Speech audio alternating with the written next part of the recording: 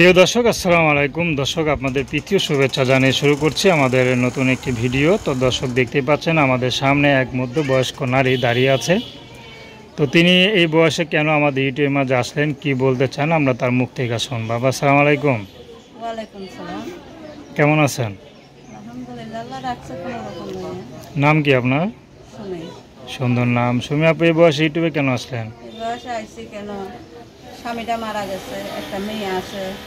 মনে করো যে শ্বশুর বাড়ি থাকতে চাইছিলাম, তো অত্যাচারে থাকা যায় না বলেই প্রতিবেদনে আইসি, নালে আইতাম না। শ্বশুরবাড়ি কি অত্যাচার করে? খুব অত্যাচার করে।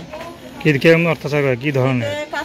কাজ কামে এত করবা, কতদিন ভাত দেয়, কতদিন না দিয়ে রাখি, এই অবস্থা দিন যায় আমার।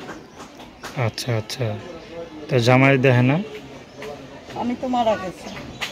আচ্ছা, আমি দেখবো কেমনে, স্বামী তো মারাই গেছে। স্বামী থাকলে কষ্ট থাকে না মানুষের। মানে স্বামী থাকলে কি আপনার কষ্ট দিতে পারতো শ্বশুরবাড়িতে? স্বামী থাকলে কষ্ট দিতে পারতো না, স্বামী নাই বলেই কষ্ট দিয়েছে। স্বামী কি মারা গেছে? স্বামী মারা গেছে, খুব কষ্ট আছে ভাইয়া, বলার মতন নাই। জ্বালা এত কষ্ট দিন। শ্বশুরবাড়ি আছে? শ্বশুর বাড়ি আছে, বাড়ি ঘর শ্বশুরের সবই আছে। একটা মেয়ে আছে, মেয়েটা নিয়ে এখনই থাকতে চাইছিলাম। মনে করো যে রাত দিন মাইক ভোজ করে, গাছ তো চিহ্নই নেই, মাইডের চিহ্ন, এগুলো সব মাইডের চিহ্ন। এই যে দেখো, এইগুলো দেখ, আঘাতের চিহ্ন।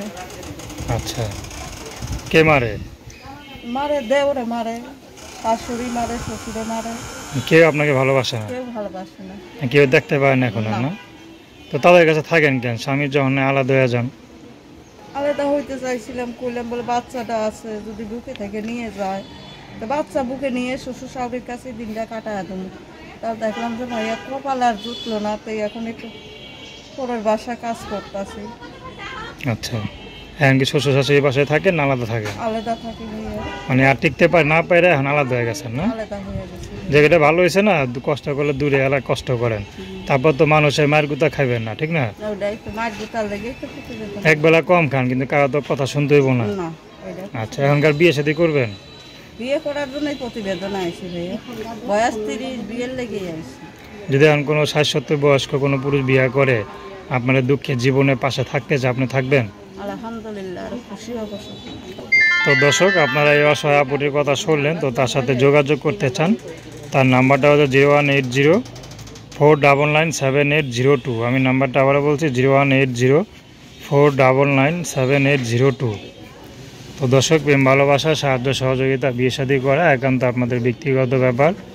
আসুন আমরা 5 ওয়াক্ত নামাজ পড়ি, সর্বদা দেশের সেবা করি। আসসালামু